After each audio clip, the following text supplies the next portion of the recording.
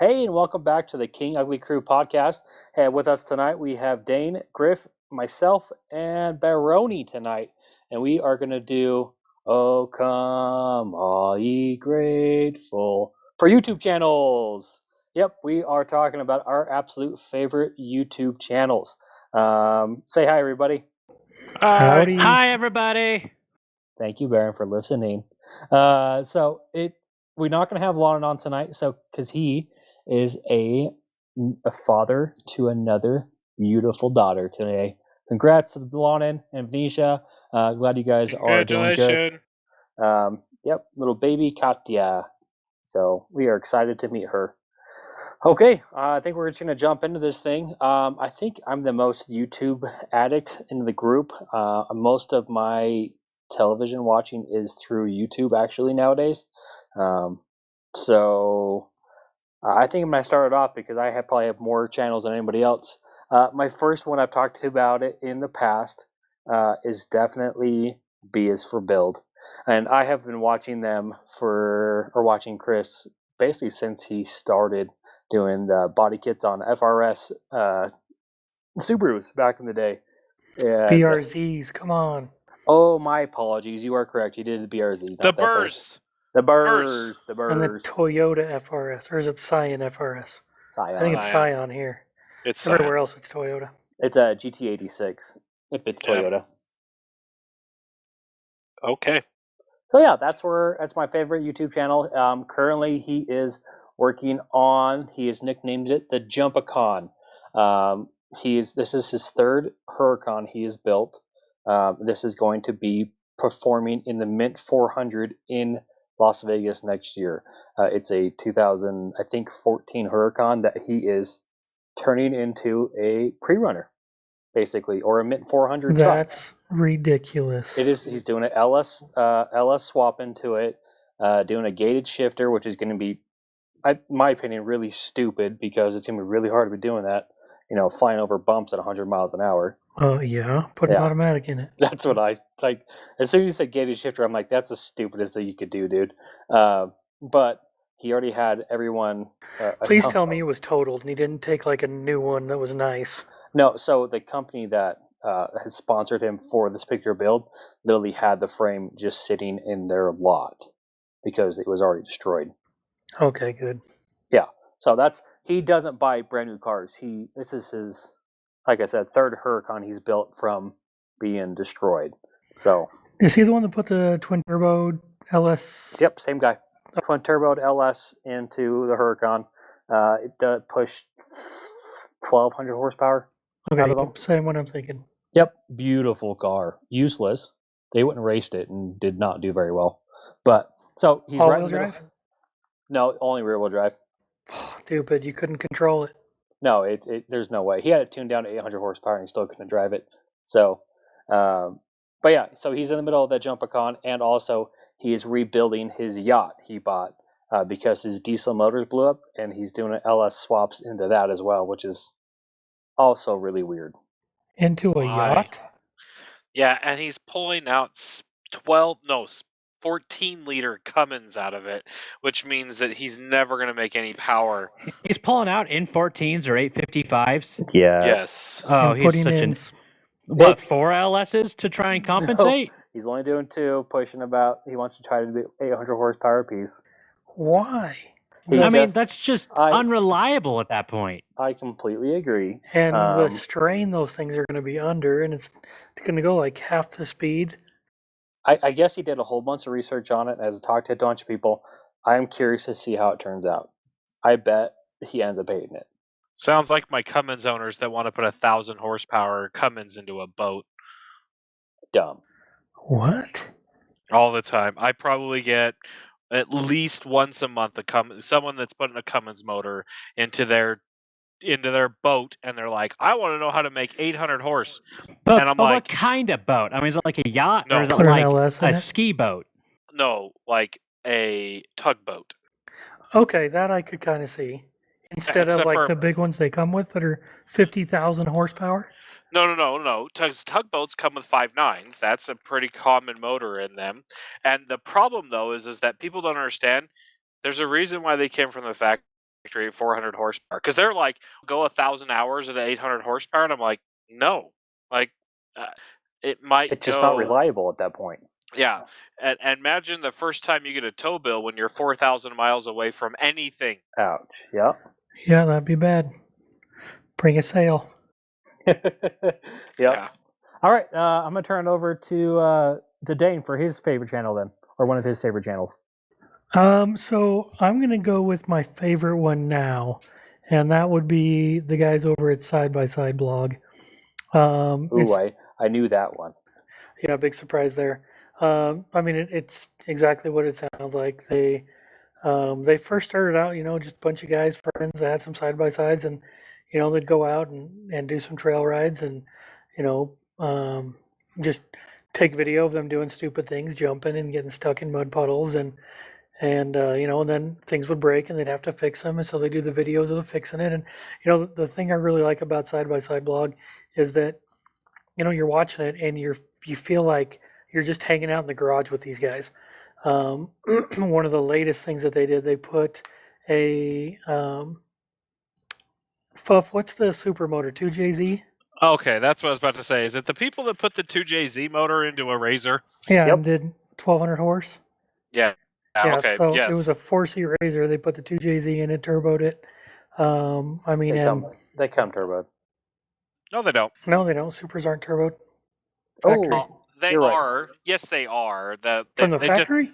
Oh yeah, they had a twin turboed version of a 2JZ that came factory in a the MK4 Supras. So from 93 till 2000, when they stopped production on Supras, they had turbo manuals, which are the ones that like go for $80,000 or $90,000, and then you get a turboed automatic. They still are really expensive, and then they go to an NA version of that. Oh, I didn't know that. But so anyway, the Side by Side guys, and they, before they got big, they pretty much had, they had like a Razor, they had a Rhino, they had a Terex, had a Wildcat Baron, just like yours. So you could see like different things, well. Was it broken like Barons all the time Yeah, too? yeah. Was it like a Harley where you ride it about 50% of the time when you fix it about 50% of the time? They never really worked on that one. That I saw, they might have, but it was really the thing that caught my attention on Side by Side blog was after I bought a certain machine. And which one do you guys think that is? Yamaha. The Yamaha. So the YXZ, and Doug, who's kind of the head mechanic guy. He bought a YXZ, and they're up in Michigan, I believe, maybe Wisconsin, but I think it's Michigan. And they drove like 14 hours to go pick up this YXZ, and this was only a couple months after they'd come out. And this farmer had bought it for his farm, not realizing what it was, and I think he's selling it for like $13,000 or something like that. And so Doug was like, "I'm buying the cheapest YXZ in the nation." I think that's what their header was, and that's what got me to pull it up. But that's what got me started on it, and now that YXZ is turboed and all the internals are done, and it's got like 450 horse and pulls wheelies. And I think the last one I saw, they were launching it in their side yard, and they were using the launch control, where you rev it up, and I think it's at 4,000 RPMs, and then you dump the clutch. Well, it broke the diff in half. So. Oh my god. Yeah. Yep. But that was the last one, the YXC. But that's really the reason that I usually watch them. That's what got me into them. That's why, I really like it. And they do, like now they do the Turbo S's. They have Can-Am, Maverick X3s. They have the Honda Talon. They have a KXR, I think, or XKR, the Kawasaki. Pretty much every single sport side-by-side out there they've got so that they can test them and do different things and see how they work. So did they do something on the Talon yet? They redid the suspension. They said that was like amazing, and I believe they're turboing it. Who did they have do the suspension on it? I don't remember. It's a kit that you can get. It's like $2,000. Well, that's not bad for replacing all of the suspension on it. It's probably just revalving in a spring kit. They probably did it through shock therapy. I don't think it was shock therapy. I thought it was somebody else. But they said that was like night and day difference. They do that again in a heartbeat, because basically the only problem. And everybody says the same thing about the Talon. It doesn't do anything the best, but it does everything great. And it's not the fastest. It's not the most powerful. It's not the most comfortable. It's not, but every single one of those things it does a good job in. And then it's a Honda. You get the Honda reliability of it, and you don't have to deal with a stinking belt. So, but yeah, they said the biggest thing with the Honda is to redo the suspension. It'll make the machine faster because it can hook up. That makes sense. Really? That's awesome. That's Well, good to know. That's like on four-wheelers. If you want to be faster on a four-wheeler, don't do anything to the motor. Mess with the suspension. That's where you'll really see a difference, is changing suspension components up, because it can put the power down as opposed to hopping on the ground all the time. Dude, that makes so much more sense now that you've said it. Like, duh. But I just never thought of it until you said, if you can't put the power on the ground, you can't accelerate. I mean, just like playing Yep. video games, like you have the option to jump or you have the option to stay on the ground. And I remember we were playing one night, and you're like, just stay on the ground. You can get going faster because you can't accelerate while in the air. And I was like, wow. Unless you got a jet. Exactly. That makes way more sense. And so, wow, Dane, that's cool. Thank you. Absolutely. So that's me, Case. That's so Side by Side blog. That's my number one. Awesome. And I gotta put in there because Side by Side blog did or has been doing stuff with one of my other favorite channels. Cleetus. Yep, Cleetus McFarland. I know there's a lot of people out there, and he's got a huge following, but he's funny, and the fact that he owns his own racetrack now, it's just the coolest thing ever. I mean, What's it called? Freedom Factory. I got a hat. That's right. Yep, I got a hat from him. Got a B is for Bill jacket. I like supporting the groups or the people that entertain me. And so the Freedom Factory is just awesome. They just did one of their huge races about a month ago called the 2.4 Hours of Le Mullets. It was hilarious. So they had side by side vlog on there and a couple other YouTubers that I watch. And yeah, so Cleetus McFarland is a huge one. His base is where he started, was in Corvette racing. He has the fastest stick shift vehicle in the quarter mile period. How fast? It's a Corvette cart. It does a 7.5, I believe. Is that the maroon one? No, it's no longer a color. No, it's a Corvette cart. There's no body panels on it. No, it's literally just a cart. Oh, interesting. Yeah, but Ruby's not far behind it. That's the red one, and that one just did a 7.7 and a quarter. Oh, really? Wow. Yeah. Yeah, Leonardo from Side by Side blog rode in that one, and he was like totally blown away. Yep, I just watched that too. Okay, I didn't know that was him. That's cool. So yeah, I just like how they all they come together. I like how YouTubers are finally starting to become friends and not competition. Correct. I think that's awesome. I mean, it's just we all, especially for car people, I think I'd rather be friends with you if you like doing stuff rather than being your enemy about it. Hey, that was a great pass, excellent job. Agree on that. So that's awesome. That's kind of like with one of my favorite, other than that, is Power Driven Diesel. And they got together with Finnegan's Garage and put that Cummins motor in the ramp truck. Did you guys see that? I built the compounds for that setup. Ah, that's right. So I thought that was pretty cool, and see him do it burn out in that big old ramp truck. That was cool. But once again, Case, like you were saying, just the camaraderie there of, hey, we're doing similar things. Let's feature each other, and I thought that was pretty cool. It's nice that they actually have that. We have that community now. So, well, Baron, I know you were a part of the YouTube channel of Power Driven Diesel at some point. But what is one of your favorite YouTube channels, if you have one? I know you're not a huge YouTuber. Well, if I'm driving down the road, I'll watch YouTube channels and stuff, but... What? Oh, I know. What, I watch Baron? YouTube driving down the road? Never. How dare you? I know, I'm awful. There's a reason all my cars have Android decks. I'm just saying. Yeah, I just set my phone on my dash in front of my tack. But that doesn't happen in my commercial truck ever. Never. No, we drive the speed limit and we don't do anything dangerous. Well, don't sound like you're being facetious when you say that. I actually do only drive 70 miles an hour on the highway. I do too. Because that's what his truck's limited to. No, mine will do 90. I've done 95 with it once. Because you get paid hourly? That's Well, correct. no, it's because my truck goes from 7.5 miles to the gallon at 70 to 5 at 80. Wow. My goodness. You're not paying for fuel. Well, Mine's But the I hour do thing, have Dane. to. Yeah, I don't like stopping for fuel, and 70 miles an hour doesn't hurt me that much because that's what most of the semis do. You're old. We're all getting old. I'm the same way. Like I used to say, well, I still do in town. I say if you can't drive the speed limit, you shouldn't be driving. But freeway's different, especially like in my truck pulling my trailer, which is 15,000 pounds, and then my truck, which is another 7,200 pounds. I'm good with 65. Yeah, I mean, even in my Beamer, Dane, you're the one that kind of taught me that.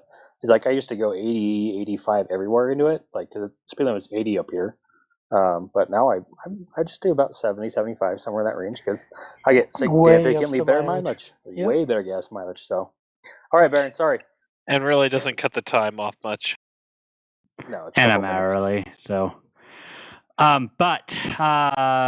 So I have a few of them. Probably the one that catches my attention the most recently, and I guess since Dane just talked about his, I'll go on. The one I watched the most lately is Shock Therapy, their YouTube channel. Mostly because I have been in the market to try and find a Honda Talon very recently, so I've been trying to do all the research I can. But I really like theirs because they do a lot of engineering type stuff behind it. And so they had this whole episode devoted to front end suspension geometry and why the KRX is truly superior to all of the other side by sides on the market. And that was really So informational. heavy. It is really, really heavy, but they said that its suspension geometry is superior to every single side by side on the market. The Dang. Yamaha's is probably the worst geometry. And yes, the Yamaha's is the worst. They're like, the Yamaha is great for short circuit tracks, but nothing in the whoops. But you know what? To all of us who like to shift our own gears, my next toy will be a YXZ. It's just so much fun to drive. I completely agree. So I got a sweet shifter on mine. Yeah, you're Dude, Yeah. your Trooper is awesome. your I Trooper There's is pretty nothing cool. wrong with your Trooper. Except for that it has a blow motor now. I was about to say, except for it's broken. Dude, get like a VTEC motor and put it in it. B18, Griffey, turboed B18. The problem is I have to figure out how to make it work.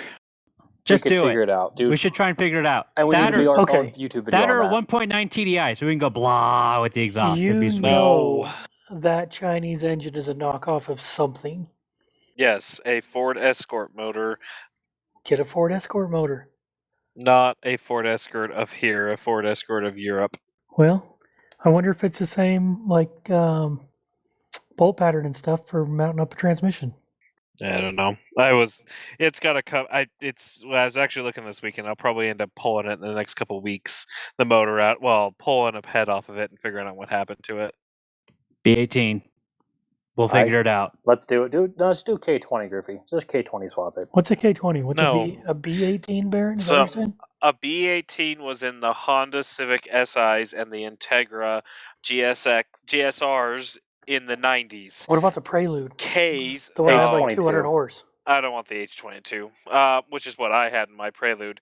The K20s came in the Hondas of the 2004, 5, 6, and newer SIs. They are Which- super popular, though. Yeah, they have Dude, a what lot about more an popular. Ecotech? Guys, you got to remember, I'm coming from 50 horsepower. Anything above that, I don't have suspension. Even with new shocks, I don't have enough suspension to do Hey, it. I wasn't saying we had to turbo the K20, just the stock K20 be fine. Well, that you That's have probably enough 100 suspension. horse. You have 12 inches of suspension front and rear. I mean, a Honda Talon only has 14 inches suspension front and rear. So Fluff. it's not like you couldn't do it. Spring shocks on that thing would blow your mind. I know. I have my Razor is very impressive when I drive my Razor around because I'm like all the bumps that I hit in my joiner I hit and we're like, oh gosh, where I hit him in my Razor is like, oh, that's it. I think it's the springs. I think if you just replace those springs, you'd be good. I think those springs are like truck springs. And hey, They're with supposed to be in like Baron's, a 7,000 pound vehicle, not a 2,000 pound. with Baron's Free- YouTube channel, you'd be good. You just watch that YouTube channel, you know what to do. Yeah. Oh, my shock therapy. But okay, so I guess take it back onto the YouTube thing. So shock therapy. Tangent. Yes, that was absolutely that. Shock therapy. The reason I really like the show is because of the amount of detail they go into they make you understand why shocks are valved the way they are, why you should run different spring rates, why different suspension setups are better for different types of terrain. I mean, they know nothing about engines. They don't deal with clutching. They don't do anything. They are strictly suspension. And they've just been really informative. So that's why I like their shows, because I feel like I learn every time I watch their show. That's awesome. That's I like how they go into detail. And something I really like too is that, most people think about before YouTube, what did people do with those trade secrets? They were always the trade secrets. They didn't ever let anybody know, and now it's like, because Shock Therapy is doing that, who's Baron wanting to give his money to? Shock Therapy. Like when I buy a Talon, I've already priced out the valving and the new springs because I'm like, well, I want to support you guys. You've made these videos. I understand how much time it takes to make a video. And when I work for Power Driven Diesel, it takes 4 times the amount of time to make the video than it does to actually do the work. Yeah, I can only imagine because it's either me or Lon editing these podcasts, and it's 2-3 times longer than just recording. And I couldn't imagine putting an actual video together would be way worse. Yes. Yeah, it's totally awesome that you want to give their money to them. That's why, like I said, I support the people that entertain me. So, Fluffy, you're up, buddy. Okay. I'm going to go with more of the brainless ones because that's usually the YouTube I watch. It's something like Hoovies Garage or... You and Jason. I like Hoovies Garage. I think it's funny. Or What is that? Tavarish. Yeah, what is it? Hoovies Garage is basically a used car salesman that figured out he wasn't a very good used car salesman. And when I say that, so dumb. He buys cars and fixes them and sells them usually for a loss. That's the easiest way I'll explain it. Basically makes all of his money through YouTube.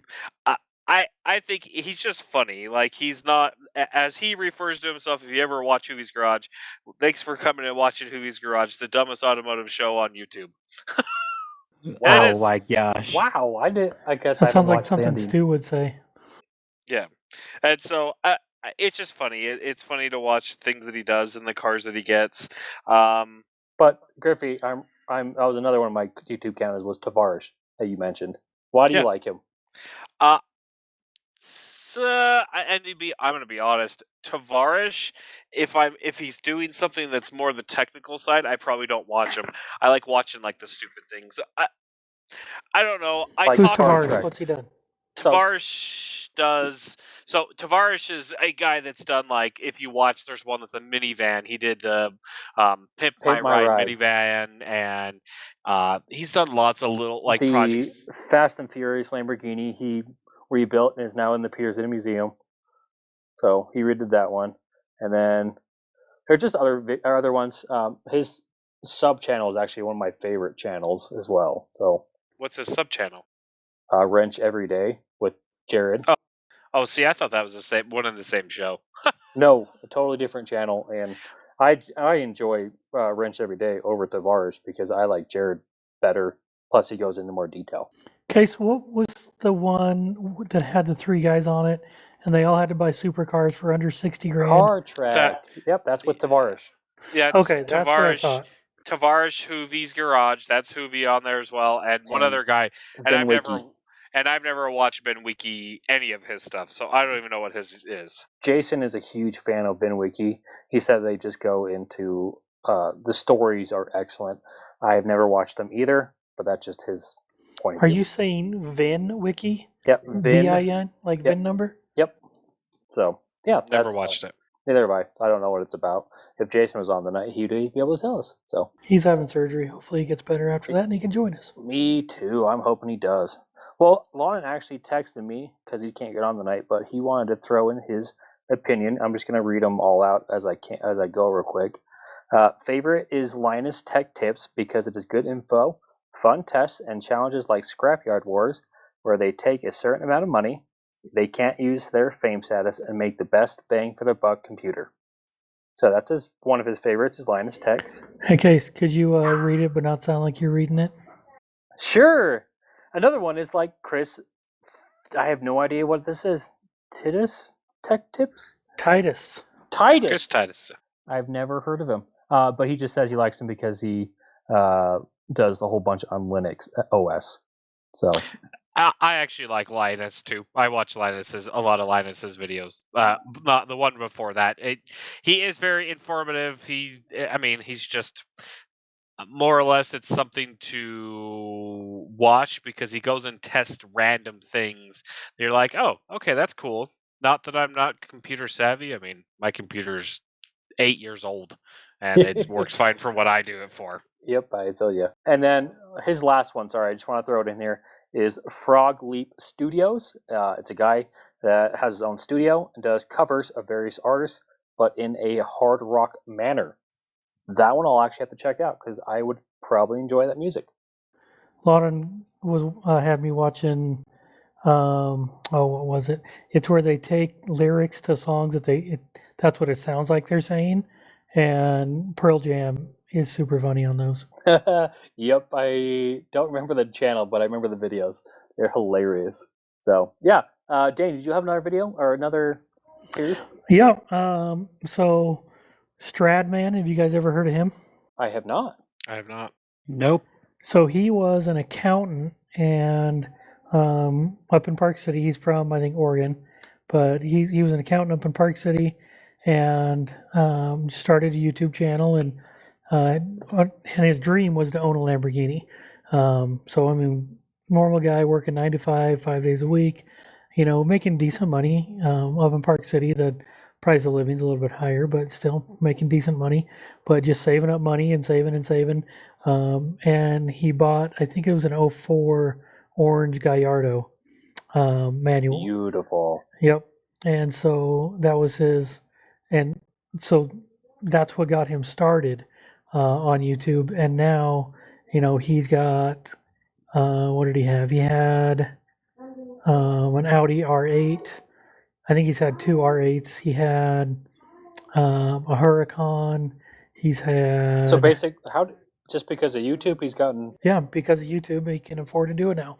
But basically, what he does is he goes around the world, literally around the world, to exotic car shows, and he's friends with a lot of people. I mean, like people who buy the Chiron. That's what is that, $4 million, I think. And like he was there when a guy in California got his Chiron, and they, emptied or unloaded the crate off of the truck and opened the crate, and it's full of packing peanuts and a Bugatti Chiron.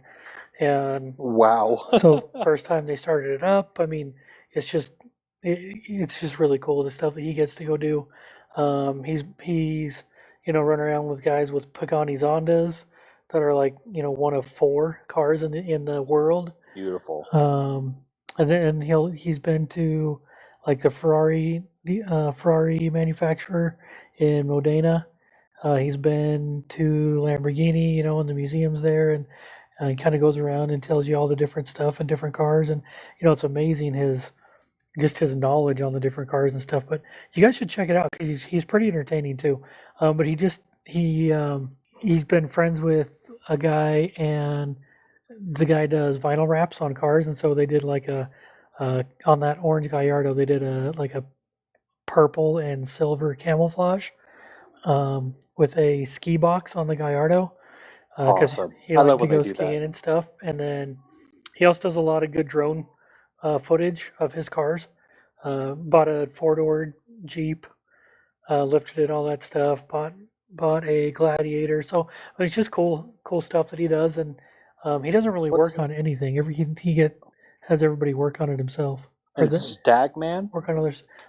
Strad, Strad man. Awesome. Okay. I believe his last name is Strad. I guess it's like the Stradivarius, right? I don't know. I think Stradivarius is with a T. Okay, I guess you're right. But I could be wrong. But it's just Strad as in Dane. But Stradman, it's pretty good. Sweet. He's got watch it. Sounds good. I started watching him when he had like, I think 5,000 subscribers, and now he's at like over 1 million or something. That's awesome. That's you're doing something right. Yeah, I literally watched him go from just normal guy doing a YouTube channel to like superstardom. Yeah, that's how BS for Bill is for me. So, all right, Baron, do you have another one or Griffey? I do. I've got one. Griff, you can go first. Westland Champlin. Are you joking? What's I that? love that? Oh, Westland I totally Champlin. know. It's the. Let me see if I'm right. It's the total redneck guy that's fat and goes and buys vehicles at the auction that are broken, and then he's freaking funny. Is he doing the Cummins swap in the 08? Or yes. did the Cummins swap? Did the Cummins swap in the 08. He's done the Ford You've Mustang. talked to him though, right? I've talked to him, and Like, because he'd honestly, buy parts from you.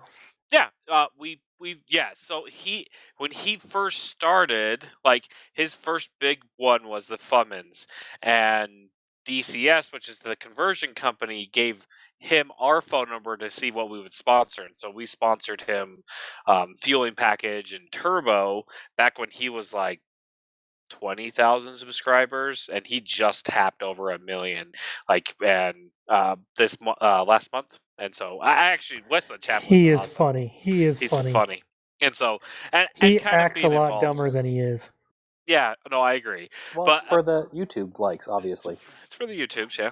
But also be able to talk to Westland Chaplin's kind of cool. I mean, I'll go as he's kind of YouTube famous, and so that's kind of cool when he calls in. And I haven't dealt with him as much. Josh is actually who started that whole thing, and so he kind of calls and talks to Josh. But as when Josh isn't there, I'm the one that kind of takes care of him. Besides that, You've talked to Cleetus too, right, Griffey? I have not. Will talk to Cleetus. Will sent a bunch of stuff for Cleetus because Finnegan was like, "Hey, if you want to talk to someone about Cummins parts for the Galaxy, call Power Driven." And because Will and they don't call into the main line; they just call Will on his cell phone. That's cool. That'd just be cool to be able to talk to them.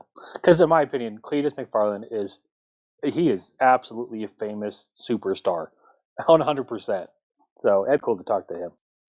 So Will's talked to Cleetus before, and then Finnegan's obviously called in. We've done that. We actually have quite a few YouTube people that I wouldn't say we sponsor all of them, because I mean, truthfully, working at Power Driven, I think I probably get 10 people, 20 people a week that are looking for sponsorships, and you gotta be able to do something to make it so that it's worth it for us. You can't say yes to everybody, and yeah, there's got to be some kind of incentive for you to do it. Do you guys sponsor Josh?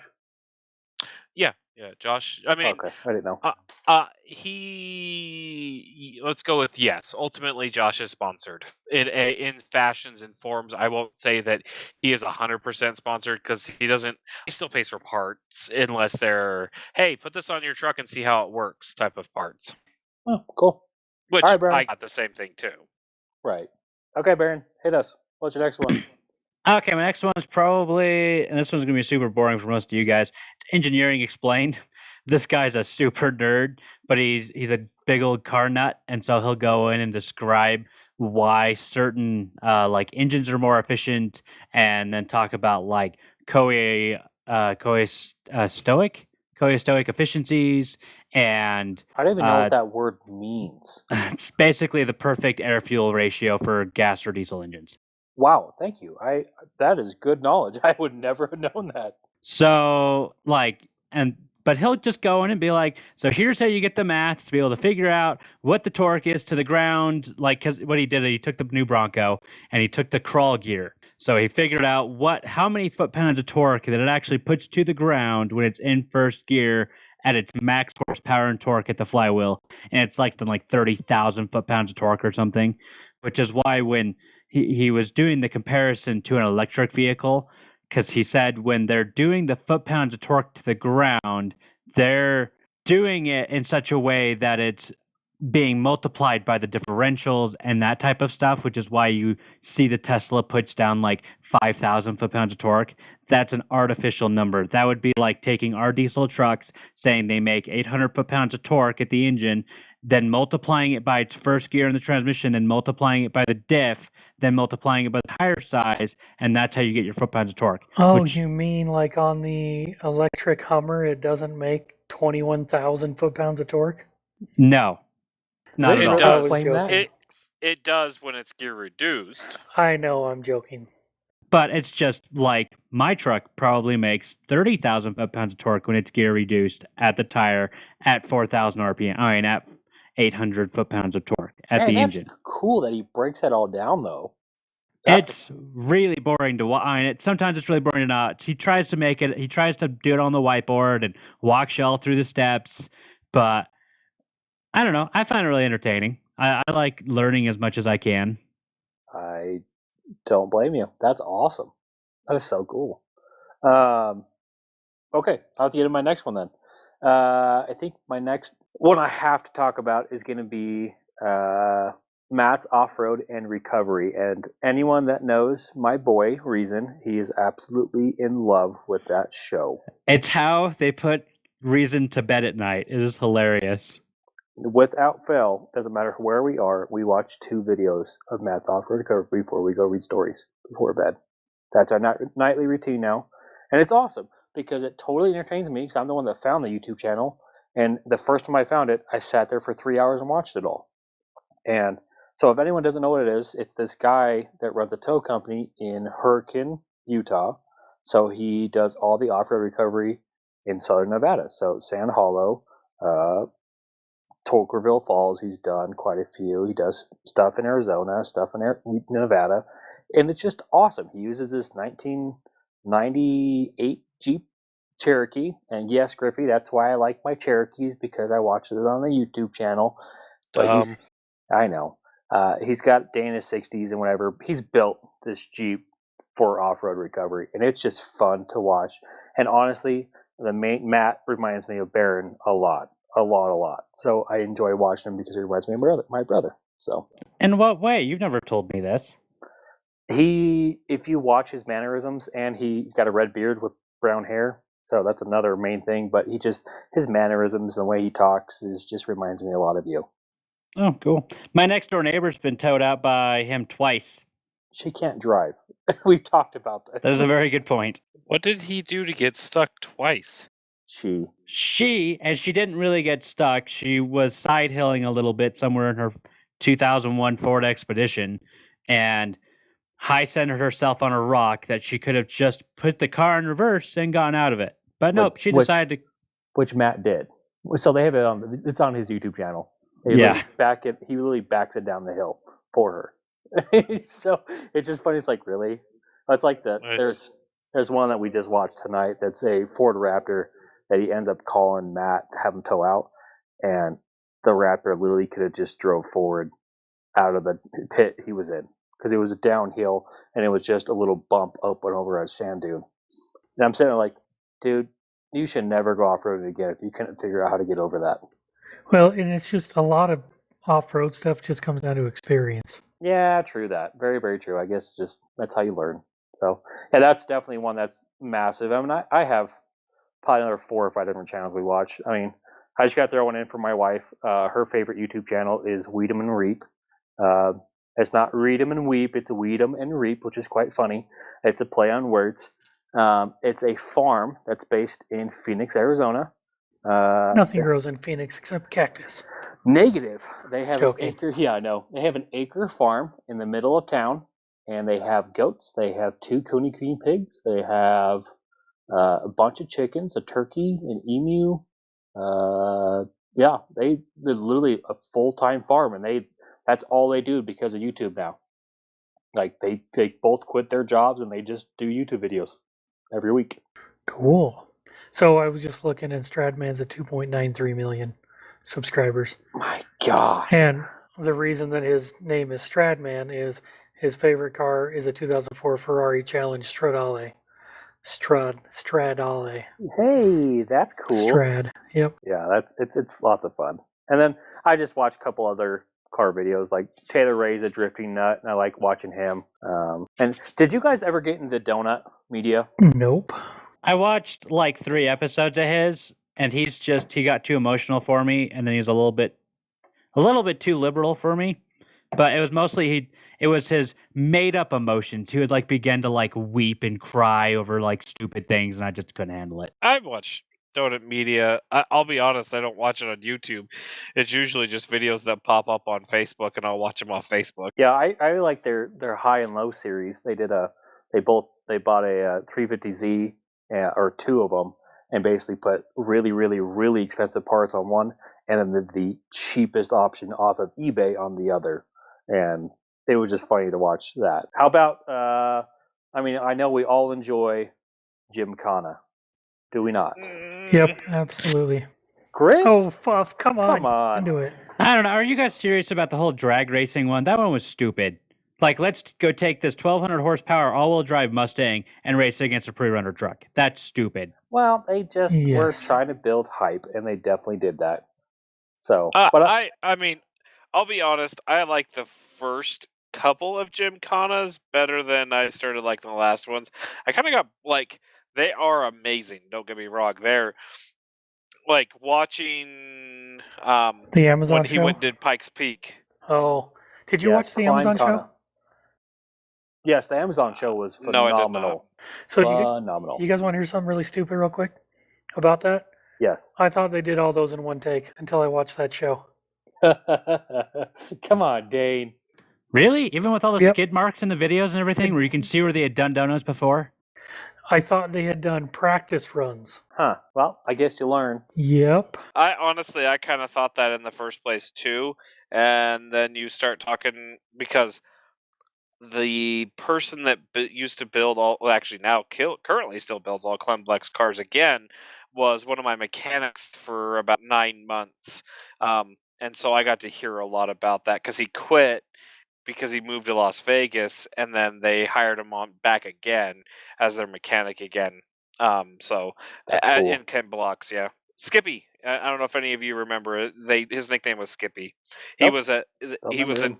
one of our English guys that had worked for us for Subaru. He had a twin turboed Trans Am. He was very smart. I mean, he built all of our roll cage in our race car, but he's like their head mechanic for Ken Block, still is. That's awesome. I really been thinking about reaching out to Ken Block to do a blast for me in Parley's Canyon. So he wants to do they actually reached out to us. They want to do a drag race against the Unicorn and Todd's truck. really, Ooh, who would win? Yep. I think Do Todd, it. if he can get. No, that Unicorn would destroy Todd. but Todd's publicity Todd- would be nuts. Todd has never ran faster than a 10-second quarter. That Unicorn is a low 8s car. Yeah, I mean, Todd could be 8 if he could. Well, the last time No. he drove it, well, I thought he was a high 8. In the 6th, I mean in the 8th mile. Oh, you're right. Yep, you're right. The time that the race truck blew up, they figured out the math on it. He would have been in the 9s. Yeah. Was better. I mean, that's still pretty freaking fast for a full blown truck. But it's Four-wheel also a drive race diesel truck. Yeah, there's like no bed. I mean, it's a bed, but it's all cut out, and the windows are all plexiglass now, and yeah, it's The problem with our race truck is that it's neglected. It's always neglected, and it's always rush of how we can get it done, so nothing ever gets done correctly. And on top of that, because of UCC, they can't go chop it up correctly to make it work. why. Because ultimately, we probably just don't spend enough time on it. Because if you actually went and watched Firepunk has a 6-second. Was it 6, Baron, when you were there? It was 6 in the. It wasn't 6 in the quarter. It was in the 8. So he ran a 782. Then that was the last one. They stopped quarter-mile racing with diesel trucks because of Firepunk, because he ran a 7-second quarter in his truck. Jeez, that is moving. Yeah, Firepunk has some really fast ones, and he multi-classes too. But even he's like, honestly, if I didn't have to do the multi-classing, I would have a faster truck than this. Well, it's because they need to keep the frame for the sled pull. Yep.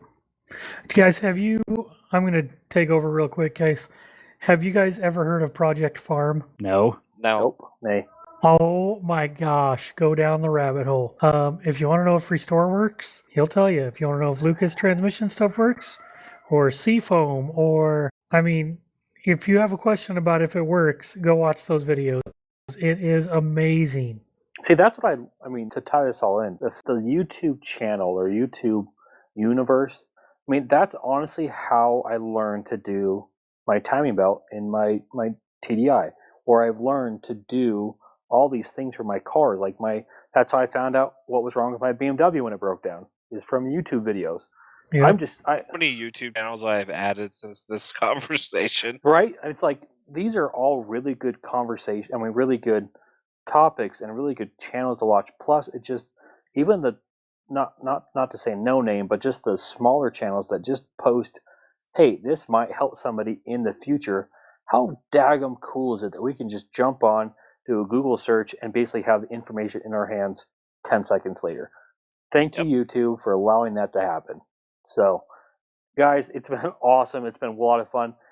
If you guys want to figure out, I'm going to try to make a list of all these channels on our Instagram and Facebook page. You can find us at King Ugly Crew or email us at gmail.com.